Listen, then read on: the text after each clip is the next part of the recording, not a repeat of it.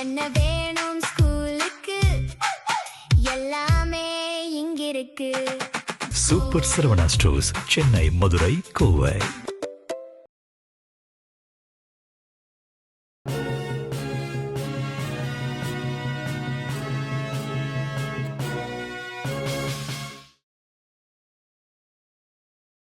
வணக்கம். இந்திய நேரப்படி மதியம் 1:30 மணி செய்திகள். முதலில் ஜெம் தலைப்பு செய்திகளை காணலாம். கனிமங்கள் மற்றும் அரிய மண் தாதுக்களின் சுரங்கம் மற்றும் பதப்படுத்துதல் விநியோகத்தை பாதுகாப்பது தொடர்பான ஒப்பந்தம். இந்தியா மற்றும் அமெரிக்க இருதரப்பு அமைச்சர்கள் கையெழுத்து. ராஜினாமா கடிதத்தை சபாநாயகர் ஜேசிடி பிரபாகரனிடம் வழங்கினார் அதிமுக சட்டமன்ற உறுப்பினர் இசக்கி சுப்பையா. பதவியை ராஜினாமா செய்துள்ள அதிமுக சட்டமன்ற உறுப்பினர்களின் எண்ணிக்கை தற்போது 4ஆக அதிகரிப்பு.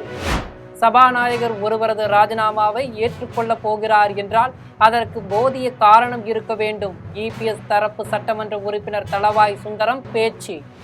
பயிர்க்கடன் தள்ளுபடி என்ற பெயரில் விவசாயிகளை ஏமாற்றி இருக்கிறது தாவேக அரசு. எதிர்க்கட்சி தலைவர் உதயநிதி குற்றச்சாட்டு. ஹார்முஸ் ஜலசந்தி கட்டாயம் திறக்கப்பட வேண்டும். அமெரிக்க வெளியுறவு செயலாளர் மார்கோ ரூபியோ வலியுறுத்தல். இனி விரிவான செய்திகளை காணலாம்.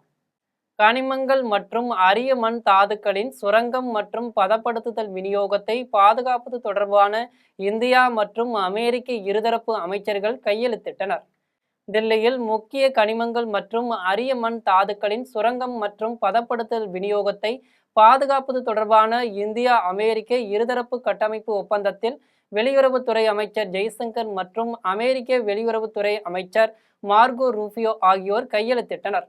இது தொடர்பாக வெளியுறவு அமைச்சர் ஜெய்சங்கர் பேசிய போது, அகழ்ந்தெடுத்தல், பதப்படுத்துதல், மறுசுழற்சி மற்றும் அது தொடர்பான முதலீடுகள் உட்பட முக்கிய கனிமங்கள் மற்றும் அரிய மண் தாதுக்களின் முழு விநியோக சங்கிலி முழுவதும் நமது ஒத்துழைப்பை ஆழப்படுத்துவதே இந்த கட்டமைப்பின் நோக்கம் என்று குறிப்பிட்டார். இதைத் தொடர்ந்து அமெரிக்க வெளியுறவுத்துறை செயலர் மார்கோ ரூபியோ பேசிய போது, சுரங்கம் மற்றும் பதப்படுத்துதல் மற்றும் முக்கிய கனிமங்களை மறுசுழற்சி செய்தல் உள்ளிட்ட முக்கிய கனிம விநியோக சங்கிலிகளை வலுப்படுத்த பொருளாதார கொள்கை கருவிகளை பயன்படுத்தவும் முதலீடுகளை ஒருங்கிணைக்கவும் நம்மில் ஒவ்வொருவருக்கும் வழிகாட்டும் என்றும் தெரிவித்தார். அமைச்சர் ஜெய்சங்கரும் தானும் இந்தியா ஒரு மகத்தான விருந்தோம்பலை வழங்கியதற்கு நன்றியை கூறினார். இந்தியா சுற்றுப்பயணம் ஒரு அற்புதமான பயணமாக அமைந்தது என்றும் குறிப்பிட்டார். அம்பாசமுத்திரம் தொகுதி அதிமுக சட்டமன்ற உறுப்பினர் இசக்கி சுப்பையா ராஜினாமா கடிதத்தை சபாநாயகர் பிரபாகரனிடம் வழங்கினார். அதிமுக சார்பில் சட்டமன்ற தேர்தலில் அம்பாசமுத்திரம் தொகுதியில் வெற்றி பெற்ற இசக்கி சுப்பையா பதவியில் இருந்து விலகுவதற்கான கடிதத்தை சென்னை தலைமைச் செயலகத்தில் உள்ள சபாநாயகர் ஜேசிடி பிரபாகரனிடம் வழங்கினார். அப்போது ராஜினாமா கடிதத்தை கைப்பட எழுதாமல் தட்டச்சு செய்து எடுத்து வந்ததால் அதனை வாங்க சபாநாயகர் மறுத்துவிட்டார். இதனால் ராஜினாமா கடிதத்தை கைப்பட எழுதி சபாநாயகரிடம் இசக்கி சுப்பையா வழங்கி தனது பதவியை ராஜினாமா செய்தார். இதன் மூலம் பதவியை ராஜினாமா செய்துள்ள அதிமுக சட்டமன்ற உறுப்பினர்களின் எண்ணிக்கை தற்போது 4ஆக அதிகரித்து உள்ளது. மேலும் ராஜினாமா செய்துள்ள இசக்கி சுப்பையா தாவேகாவில் இணைய உள்ளதாக தகவல் வெளியாகியுள்ளது. அதிமுக சட்டமன்ற உறுப்பினர்கள் அளித்த ராஜினாமா கடிதங்களை திரும்ப பெற அனுமதிக்க கோரி இபிஎஸ் தரப்பு சட்டமன்ற உறுப்பினர்கள் பேரவைத் தலைவர் ஜேசிடி பிரபாகரனை சந்தித்து மனு அளித்து உள்ளனர். அதிமுக சார்பில் சட்டமன்ற தேர்தலில் போட்டியிட்டு வெற்றி பெற்ற மரகதம் குமரவேல், சத்யபாமா, ஜெயக்குமார் ஆகியோர் நேற்று சட்டமன்ற உறுப்பினர் பதவியிலிருந்து விலகுவதற்கான கடிதங்களை பேரவைத் தலைவர் ஜேசிடி பிரபாகரனிடம் வழங்கினர். இதைத் தொடர்ந்து இன்று இபிஎஸ் தரப்பு சட்டமன்ற உறுப்பினர்கள் கிருஷ்ணமூர்த்தி, OS மணியன், தளவாய் சுந்தரம், இன்பத்துரை ஆகியோர் சபாநாயகரை சந்தித்து பேசினர். அப்போது 3 அதிமுக சட்டமன்ற உறுப்பினர்கள் அளித்த ராஜினாமா கடிதங்களை திரும்ப பெற அனுமதிக்க வேண்டும் என்றும் உரிய சட்ட நடைமுறைகளை பின்பற்ற வேண்டும் என்றும் வலியுறுத்தி மனு அளித்தனர். இதன் பின்னர் சட்டமன்ற உறுப்பினர்கள் செய்தியாளர்களை சந்தித்து பேசினர். அப்போது தளவாய் சுந்தரம் பேசிய போது, சபாநாயகர் ஒருவரது ராஜினாமை ஏற்றுக்கொள்ளப் போகிறார் என்றால் அதற்கு போதிய காரணம் இருக்க வேண்டும் என்று தெரிவித்தார். அதனால்தான் யாராவது ராஜினாமா கடிதம் கொடுத்தால் அந்த ராஜினாமா மனுவை நீங்கள் தீர ஆராய்ந்து அதன் பிறகு ஏற்க வேண்டும் என்று நாங்கள் மனு அளித்து உள்ளதாக தெரிவித்தார். மேலும் சபாநாயகர் தரப்பில் இருந்து இதற்கு ஏதேனும் தீர்வு கிடைத்தால் எந்த பிரச்சனையும் இல்லை, அவ்வாறு தீர்வு கிடைக்காத பட்சத்தில் நாங்கள் நீதிமன்றத்தை நாடுவோம் என்று தெரிவித்தார். பயிர்க்கடன் தள்ளுபடி என்ற பெயரில் விவசாயிகளை ஏமாற்றி இருக்கிறது தாவேக அரசு என எதிர்க்கட்சி தலைவர் உதயநிதி குற்றம் சாட்டியுள்ளார். எதிர்க்கட்சி தலைவர் உதயநிதி தனது சமூக வலைதள பக்கத்தில் தமிழக அரசு பயிர்க்கடன் தள்ளுபடி அறிவித்தது குறித்து பதிவிட்டு உள்ளார். அதில் பயிர்க்கடன் தள்ளுபடி என்ற பெயரில் விவசாயிகளை ஏமாற்றி இருக்கிறது தாவேக அரசு என்று குறிப்பிட்டார். தேர்தல் பிரச்சாரத்தின் போது 5 ஏக்கர் வரை நிலம் வைத்திருக்கும் விவசாயிகளுக்கு முழுமையான பயிர்க்கடன் தள்ளுபடி என்று வாக்குறுதி அளித்துவிட்டு தற்போது 50,000 ரூபாய் வரையிலான கடனுக்கு மட்டுமே முழு தள்ளுபடி என்று கூறி விவசாயிகளுக்கு அநீதி இழைத்துள்ளதாக குற்றம் சாட்டினார். ஏற்கனவே 200 யூனிட் வரையிலான கட்டணமில்லா மின்சாரம் என்று கூறிவிட்டு 500 யூனிட்டுக்கு மேல் பயன்படுத்தினால் அது கிடையாது என்று அதிர்ச்சி தந்துள்ள நிலையில் தற்போது பயிர்க்கடன் தள்ளுபடி என்ற பெயரில் மோசடி செய்துள்ளதாக தெரிவித்தார். இப்படி இன்னும் நிறைய ஏமாற்றங்களுக்கு மக்கள் மனசளவுல தயாரா இருக்கணும்னு என முதலமைச்சரிடம் கேள்வி எழுப்பினார். ஹார்முஸ் ஜலசந்தி திறக்கப்பட்டே ஆக வேண்டும் என்றும் அது ஒரு வழியில் இல்லை என்றால் மற்றொரு வழியில் திறக்கப்படும் என்றும் அமெரிக்க வெளியுறவு செயலாளர் மார்கோ ரூபியோ தெரிவித்துள்ளார். அமெரிக்க வெளியுறவு செயலாளர் மார்கோ ரூபியா 3 நாள் பயணமாக தனது மனைவியுடன் ராஜஸ்தான் மாநிலம் ஜெய்ப்பூருக்கு வருகை தந்தார். அப்போது ஈரான் போர் விவகாரம் குறித்து அமெரிக்க வெளியுறவு செயலாளர் மார்கோ ரூபியோ செய்தியாளர்களை சந்தித்து பேசினார். ஈரான் அமெரிக்கா இடையே அமைதி ஒப்பந்த பேச்சுவார்த்தைகள் தொய்வுடன் நடைபெற்று வரும் சூழலில் ஹார்முஸ் ஜலசந்தி திறக்கப்பட்டே ஆக வேண்டும் என்று தெரிவித்தார். ஹார்முஸ் ஜலசந்தி முடக்கத்தால் இந்தியா உள்ளிட்ட உலக நாடுகள் நெருக்கடியில் சிக்கியுள்ளன என்று கூறினார். இந்த நிலை நீடித்தால் பெரும் பொருளாதார நெருக்கடி உலக நாடுகளை பீடிக்கும் என்ற அச்சம் நிலவுகிறது என்றும் அமெரிக்காவுக்கும் இந்த விவகாரத்தை விரைந்து தீர்க்க நிர்பந்தம் ஏற்பட்டுள்ளது என்றும் தெரிவித்தார். ஹார்முஸ் அருகே தெற்கு ஈரானில் அமைந்துள்ள பந்தர் அபாபாஸ் நகரம் அருகே அமெரிக்க இராணுவம் வான்வழி தாக்குதல் நடத்தி உள்ளதால் பேச்சுவார்த்தையில் தொய்வு ஏற்பட்டுள்ளது என்று கூறினார். உடன்பாட்டையை எட்டவே அதிபர் டிரம்ப் விரும்புவதாகவும் ஒரு நல்ல ஒப்பந்தத்தை மட்டுமே செய்வார் என்றும் குறிப்பிட்டார். ஹார்முஸ் ஜலசந்தி திறக்கப்பட்டே ஆக வேண்டும், அது ஒரு வழியில் இல்லை என்றால் மற்றொரு வழியில் திறக்கப்படும் என்று தெரிவித்தார். நமது பேரிடர் மீட்பு முகமைகளின் விரைவான செயல்பாடு தொழில்முறை திறன், துணிச்சல் மற்றும் ஒருங்கிணைப்பை பிரதிபலிக்கிறது என்று மத்திய பாதுகாப்புத்துறை அமைச்சர் ராஜ்நாத் சிங் தெரிவித்துள்ளார். மத்திய பாதுகாப்புத்துறை அமைச்சர் ராஜ்நாத் சிங் தனது சமூக வலைதள பக்கத்தில் குல்மார்க்கில் கேபிள் கார்கில் சிக்கி தவித்த 300க்கும் மேற்பட்ட சுற்றுலா பயணிகளை வெற்றிகரமாக மீட்டிருப்பது நமது பேரிடர் மீட்பு முகமைகளின் வேகம், துணிச்சல் மற்றும் ஒருங்கிணைப்பை பிரதிபலிக்கிறது என்று தெரிவித்தார். இந்திய இராணுவம், ஜம்மு காஷ்மீர் காவல்துறை, SDRF மற்றும் சிவில் நிர்வாகம் ஆகியவற்றை உள்ளடக்கிய ஒரு கூட்டு மீட்பு குழு இந்த சவாலான ஆபரேஷனை மிகுந்த திறமையுடனும் உறுதியுடனும் வெற்றிகரமாக நடத்தியுள்ளதாக கூறினார். இந்த மீட்பு பணியில் ஈடுபட்ட அனைத்து பணியாளர்களின் அர்ப்பணிப்பையும் சேவையையும் தேசம் அங்கீகரித்து பாராட்டுகிறது என்று தெரிவித்தார். இந்தியா கனடா ஒத்துழைப்பை ஆழப்படுத்துவது குறித்து எதிர்கால நல் விவாதங்களை கனடா பிரதமருடன் மேற்கொண்டதாக மத்திய அமைச்சர் பியூஷ் கோயல் தெரிவித்துள்ளார். மத்திய தொழில்துறை அமைச்சர் பியூஷ் கோயல் தனது சமூக வலைதள பக்கத்தில் கனடா பிரதமர் மார்க் கார்னியை நேரில் சந்தித்து பிரதமர் நரேந்திர மோடியின் அன்பான வாழ்த்துக்களை தெரிவித்ததாக கூறினார். மேலும் இந்தியா கனடா ஒத்துழைப்பை ஆழப்படுத்துவது குறித்து எதிர்கால நல் விவாதங்களை நாங்கள் மேற்கொண்டதாக தெரிவித்தார். தொடர்ந்து இரு நாடுகளுக்கும் இடையேயான விரிவான பொருளாதார கூட்டாண்மை ஒப்பந்தம் விரைவில் நிறைவடையும் என்ற தங்களின் நம்பிக்கையும் வெளிப்படுத்தியுள்ளதாக கூறினார். திருவான்மியூர் பகுதி முக்கிய வடிகாலை விட 4 அடி ஆழத்தில் உள்ளதால் இதற்கான நிரந்தர தீர்வை கண்டறிந்து வருவதாக அமைச்சர் குமார் தெரிவித்துள்ளார். சென்னை திருவான்மியூரில் அமைச்சர் குமார் செய்தியாளர்களை சந்தித்து பேசினார். அப்போது இப்பகுதி முக்கிய வடிகாலை விட 4 அடி ஆழத்தில் உள்ளதால் இதற்கான நிரந்தர தீர்வை கண்டறிந்து வருவதாக தெரிவித்தார். அனைத்து கழிவுநீர் இணைப்புகளும் 4 அடி ஆழத்திலேயே அமைந்து உள்ளன. எனவே இந்த குறிப்பிட்ட அமைப்பை மேலே உயர்த்த வேண்டும். ஒரு உறிஞ்சுக்குழி அமைத்து பின்னர் கழிவுநீரை இறைத்து பிரதான வடிகாலோடு இணைப்பதா அல்லது மாற்று வழியில் செயல்படுவதா என்பது குறித்து விரைவில் இறுதி முடிவு எடுக்கப்படும் என்று தெரிவித்தார். அரசின் தோல்விகளுக்கு தாவேகாவினர் திமுக மற்றும் அதன் தலைவர்கள் மீது பழி சுமத்த முயல்கிறார்கள் என்று முன்னாள் திமுக நாடாளுமன்ற உறுப்பினர் இளங்கோ குற்றம் சாட்டியுள்ளார்.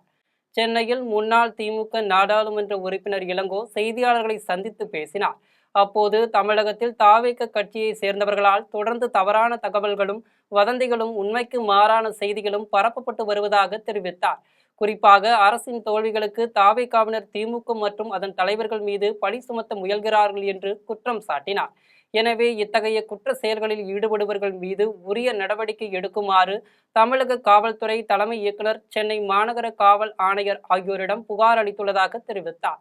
நடந்து முடிந்த தேர்தல் ஒரு எதிர்பாராத விபத்து போல் அமைந்துள்ளது என முன்னாள் அமைச்சர் சாமிநாதன் தெரிவித்துள்ளார். திருப்பூர் மாவட்டம் தாராபுரத்தில் தாராபுரம் நகரம் மற்றும் கிழக்கு மேற்கு ஒன்றியங்களைச் சேர்ந்த திமுக நிர்வாகிகள் உள்ளிட்டோருக்கான நேர்காணல் நிகழ்ச்சி நடைபெற்றது. இதில் திருப்பூர் கிழக்கு மாவட்ட செயலாளர் பத்மநாபன் தலைமை வகித்தார். இந்நிகழ்ச்சியில் முன்னாள் அமைச்சர் சாமிநாதன் கலந்து கொண்டு பேசினார். அப்போது நடந்து முடிந்த தேர்தல் ஒரு எதிர்பாராத விபத்து போல்தான் அமைந்து உள்ளது. இதனால் தொண்டர்கள் யாரும் அதிர்ச்சியடையாமல் வெற்றியை எப்படி சமமாக பார்க்கிறோமோ அதே போலத்தான் தோல்வியையும் கருத வேண்டும் என்று கேட்டுக்கொண்டார். தமிழ்நாட்டில் திமுக ஆட்சியில் அனைத்து மக்களும் பயன்பெறும் வகையில் ஏராளமான நலத்திட்டங்களை நடைமுறைப்படுத்தி உள்ளதாக தெரிவித்தார். ஒரு நல்லாட்சியை வழங்கிய பிறகும் தற்போது ஏற்பட்டுள்ள இந்த மாற்றத்திற்கான காரணம் என்பது குறித்துதான் இந்த கள ஆய்வு நடைபெற்று வருகிறது என்று கூறினார். இந்த ஆய்வில் நீங்கள் கூறும் ஒவ்வொரு தகவலும் நமது கழக தலைவரிடமே நேரில் கூறுவது போல் எண்ணி செயல்படுங்கள் என்று தெரிவித்தார்.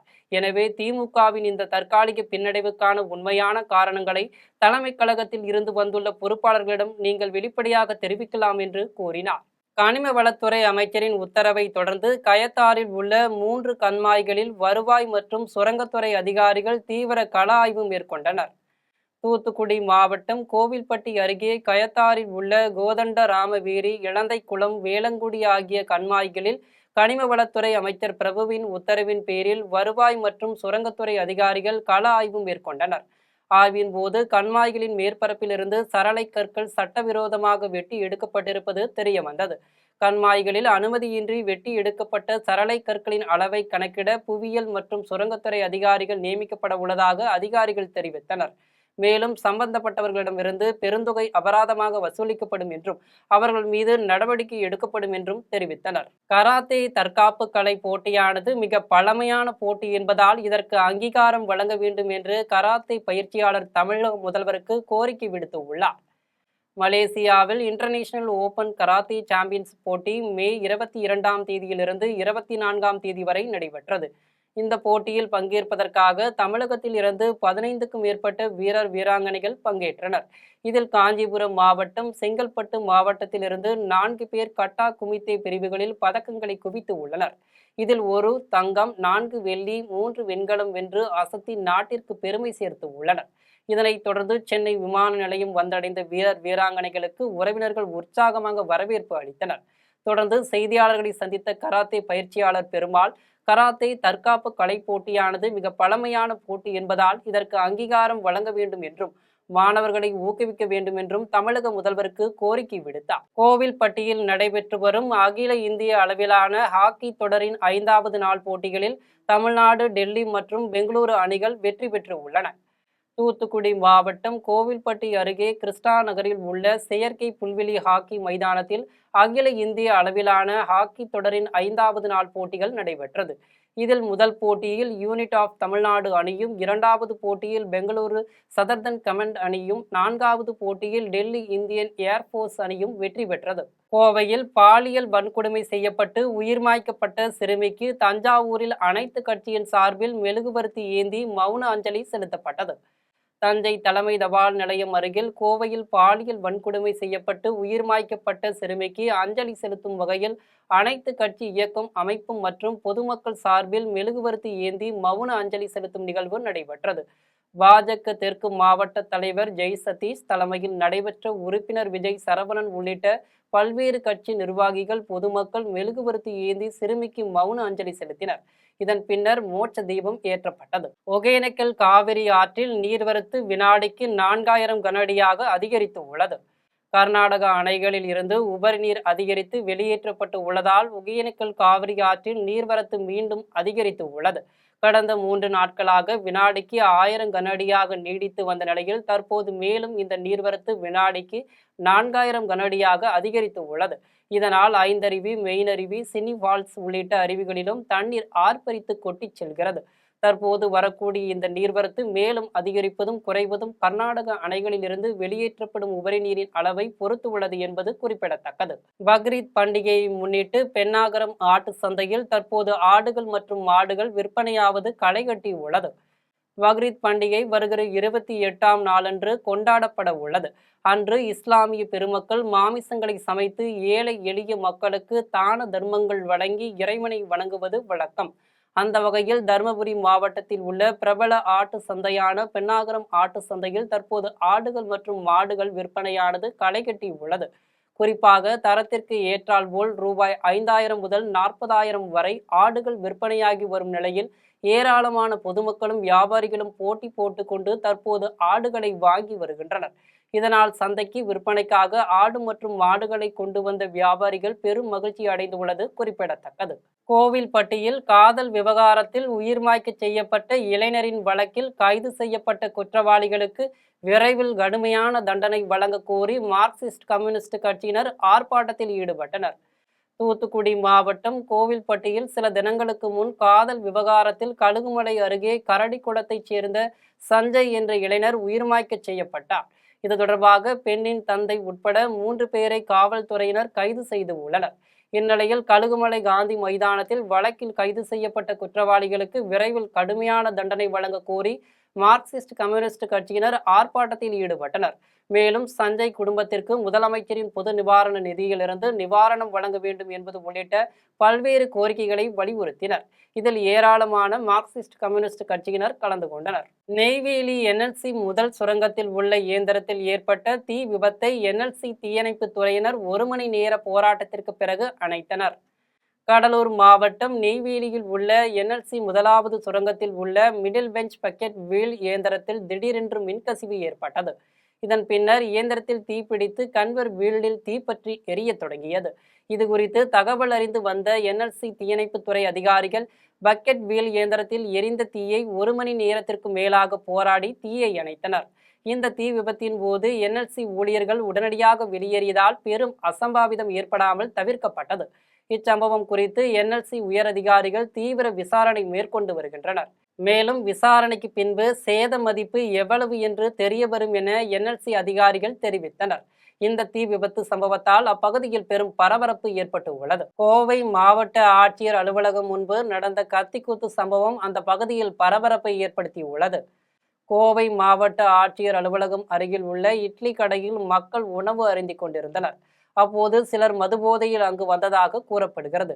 அவர்கள் இடையே ஏற்பட்ட வாய் தகராறு பின்னர் கடுமையான மோதலாக மாறியது. இந்த மோதலில் கத்திக்குத்து பெற்ற விஸ்வேஸ் என்ற இளைஞரை அருகில் இருந்தவர்கள் உடனடியாக அவரை மீட்டு கோவை அரசு மருத்துவமனைக்கு அனுப்பி வைத்தனர். இத்தகவல் அறிந்து காவல்துறையினர் உடனடியாக நடவடிக்கை மேற்கொண்டு ரயில் நிலையம் அருகே பதுங்கியிருந்த தஞ்சாவூர் மாவட்டத்தை சேர்ந்த 4 பேரை கைது செய்தனர்.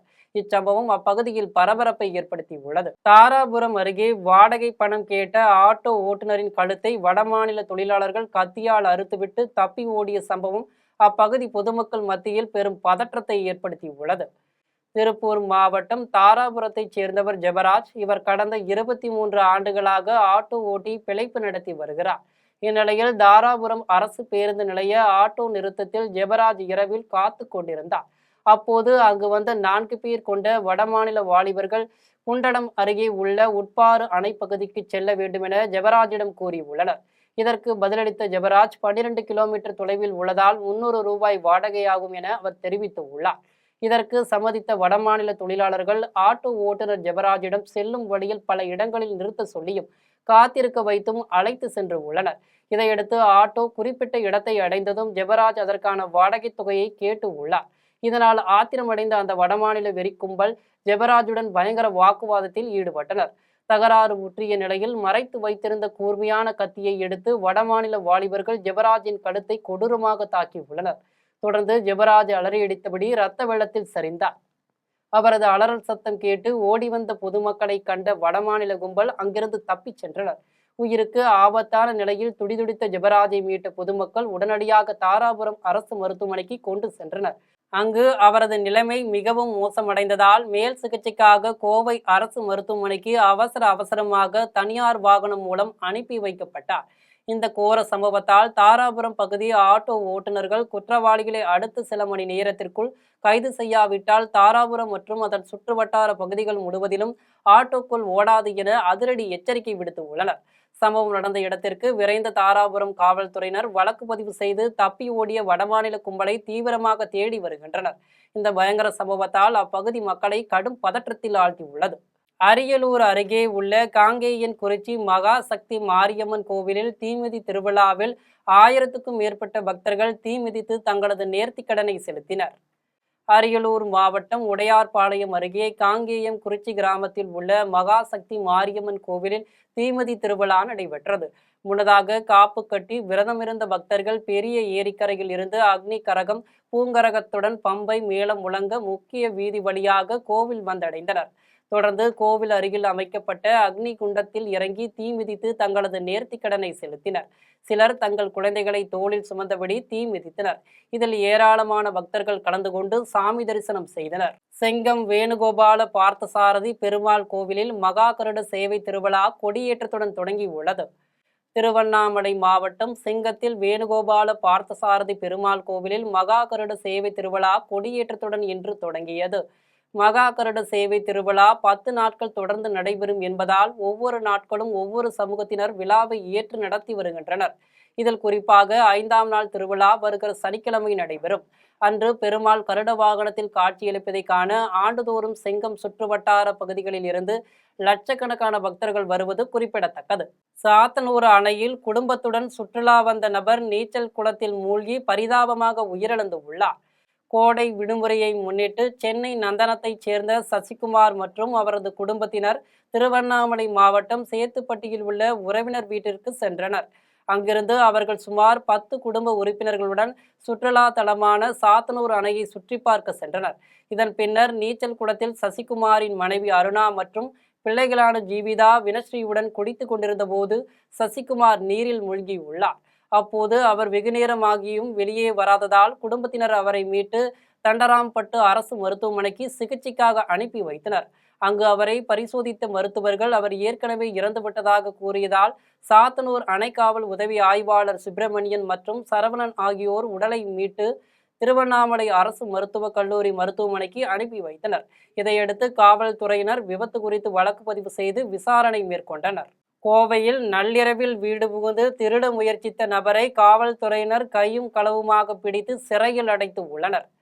கோவை மாவட்டம் கோவைபுதூரைச் சேர்ந்தவர் ஓய்வு பெற்ற வங்கி ஊழியரான திருஞான சம்பந்தம். இவர் தனது மனைவியுடன் அப்பகுதியில் வசித்து வரும் நிலையில் இவர்களுக்கு 2 மகன்கள் உள்ளனர். அதில் ஒருவர் துபாயில் வேலை செய்து வருகிறார். மற்றொரு மகன் அதே வீட்டின் மேல் மாடியில் வசித்து வருகிறார். இதில் திருஞான சம்பந்தம் மற்றும் அவரது மனைவி இருவரும் உறவினர் வீட்டிற்கு சென்றிருந்தனர். இந்நிலையில் நள்ளிரவு 2 மணியளவில் வீட்டின் வளாகத்தில் உள்ள தென்னை மர கிளை இழுக்கப்படுவது போன்று சத்தம் கேட்டதால் சந்தேகமடைந்த மேல்மாடியில் இருந்த மகன் வெளியே வந்து உள்ளார். அப்போது வீட்டின் கீழ்தள கதவின் பூட்டை 2 மர்ம நபர்கள் உடைக்க முயற்சிப்பதை கண்டார். இது தொடர்பாக உடனடியாக அவர் காவல்துறையினருக்கு தகவல் அளித்தார். இதன் பின்னர் சம்பவ இடத்திற்கு வந்த காவல்துறையினரை கண்ட இருவரும் தப்பியோட முயற்சித்தனர். அப்போது உடுமலை பகுதியை சேர்ந்த சூர்யா என்பவரை கையும் களவுமாக காவல்துறையினர் பிடித்தனர். தப்பி ஓடிய மற்றொரு நபரை காவல்துறையினர் தீவிரமாக தேடி வருகின்றனர். இந்த சம்பவத்தால் அந்த பகுதியில் பெரும் பரபரப்பு ஏற்பட்டு உள்ளது. மாதனூரில் சூறை காற்றுடன் பெய்த கனமழையால் மின் விநியோகம் பாதிக்கப்பட்டதை தொடர்ந்து முற்றிலும் மின்சாரமின்றி பொதுமக்கள் கடும் அவதிக்குள்ளாகினர். திருப்பத்தூர் மாவட்டம் ஆம்பூர் மற்றும் மாதனூரில் வெயிலின் தாக்கம் கடந்த சில நாட்களாக அதிகமாக காணப்பட்டது.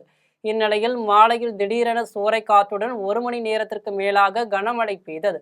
இதன் காரணமாக மாதனூர் ஒடுகத்தூர் செல்லும் சாலையில் சாலை ஓரம் இருந்த 2 புளிய மரங்கள் வேரோடு சாய்ந்து விழுந்தது. இதனால் முத்துமாரியம்மன் நகரைச் சேர்ந்த பாலு என்பவரின் டாடா ஏசி வாகனம் மற்றும் MC காலனியைச் சேர்ந்த முன்னாள் இராணுவ வீரர் பார்த்திபன் என்பவரின் ஆட்டோ முற்றிலும் சேதமானது. மேலும் மாதனூர் மற்றும் கம்மா கிருஷ்ணம்பள்ளி ஆகிய பகுதிகளில் மின்சாரம் துண்டிக்கப்பட்டதால் முற்றிலும் மின்சாரம் இன்றி பொதுமக்கள் கடும் அவதிக்குள்ளாகினர். இனி வருவது திரையுலக செய்திகள்.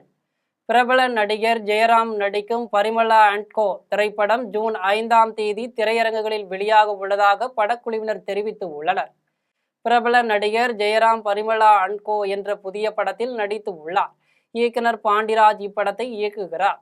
இப்படத்தில் ஊர்வசி, சஞ்சனா, கிருஷ்ணமூர்த்தி, அனந்திகா, சனில்குமார், யோகி பாபு, சாண்டி, மிஸ்கின், பூர்ணிமா ரவி, GKM தமிழ்குமரன் ஆகியோர் முக்கிய கதாபாத்திரங்களில் நடித்து உள்ளனர். ஒரு சாதாரண குடும்பத்தால் செய்யப்பட்டதாக சந்தேகிக்கப்படும் ஒரு உயிர்மாய்க்கம் செய்யப்பட்டதை மையமாக கொண்டு இந்த படம் அமையும் என எதிர்பார்க்கப்படுகிறது. பரிமளா அண்ட் கோ திரைப்படம் ஜூன் 5ஆம் தேதி திரையரங்குகளில் வெளியாக உள்ள நிலையில் நடிகர் ஜெயராம் ரசிகர்களிடையே இப்படத்தின் மீதான எதிர்பார்ப்பு அதிகரித்து உள்ளது. இனி வருவது விளையாட்டுச் செய்திகள். IPL 20 ஓவர் கிரிக்கெட் தொடரின் இறுதிப் போட்டிக்கான முதலாவது தகுதி சுற்று போட்டியில் ராயல்ஸ் சேலஞ்சர்ஸ் பெங்களூரு மற்றும் குஜராத் டைட்டன்ஸ் அணிகள் இன்று மோதுகின்றன. இமாச்சல பிரதேசம் தர்மசாலாவில் 19வது IPL 20 ஓவர் கிரிக்கெட் தொடரின் இறுதிப் போட்டிக்கான முதலாவது தகுதி சுற்று போட்டி இன்று நடைபெறுகிறது. இந்த போட்டியில் ராயல் சேலஞ்சர்ஸ் பெங்களூரு மற்றும் குஜராத் டைட்டன்ஸ் அணிகள் மோதுகின்றன. இவ்விரு அணிகளும் நடப்பு தொடரில் ஏற்கனவே 2 முறை மோதி இருக்கின்றன. இதில் இரு அணிகளும் தலா ஒருமுறை வெற்றி பெற்று சமநிலையில் உள்ளது. எனவே இன்றைய போட்டியில் யார் வெற்றி பெறப் போகிறார்கள் என்று ரசிகர்களிடையே பெரும் எதிர்பார்ப்பு உள்ளது. இனி வருவது தங்கம், வெள்ளி மற்றும் பங்குச்சந்தை விலை நிலவரம்.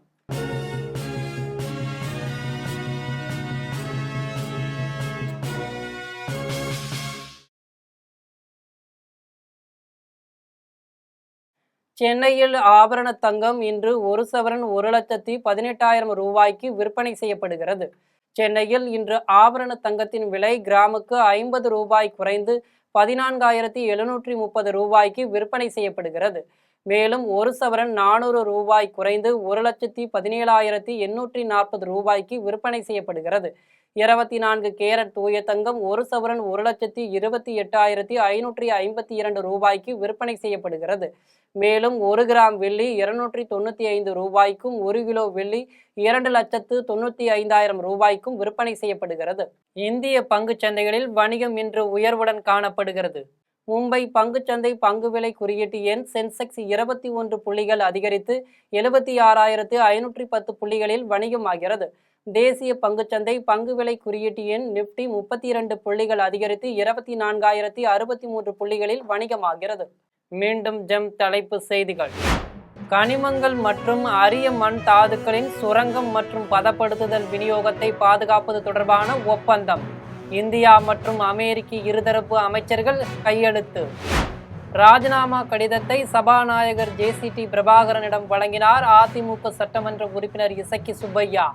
பதவியை ராஜினாமா செய்துள்ள அதிமுக சட்டமன்ற உறுப்பினர்களின் எண்ணிக்கை தற்போது 4ஆக அதிகரிப்பு. சபாநாயகர் ஒருவரது ராஜினாமாவை ஏற்றுக்கொள்ளப் போகிறார் என்றால் அதற்கு போதிய காரணம் இருக்க வேண்டும். EPS தரப்பு சட்டமன்ற உறுப்பினர் தளவாய் சுந்தரம் பேச்சு. பயிர்க்கடன் தள்ளுபடி என்ற பெயரில் விவசாயிகளை ஏமாற்றி இருக்கிறது தாவேக அரசு. எதிர்க்கட்சி தலைவர் உதயநிதி குற்றச்சாட்டு. ஹார்முஸ் ஜலசந்தி கட்டாயம் திறக்கப்பட வேண்டும். அமெரிக்க வெளியுறவு செயலாளர் மார்கோ ரூபியோ வலியுறுத்தல். இத்துடன் ஜெம் செய்திகள் நிறைவடைகின்றன. மீண்டும் ஜெம் செய்திகள் மாலை 6 மணிக்கு. உடனுக்குடன் செய்திகளை காண GemLive.tv என்ற இணையதளத்தில் இணைந்திருங்கள். நன்றி, வணக்கம்.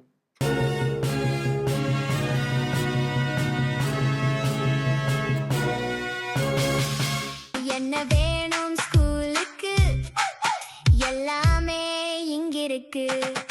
Super Saravana stores, Chennai, Madurai, Kovai.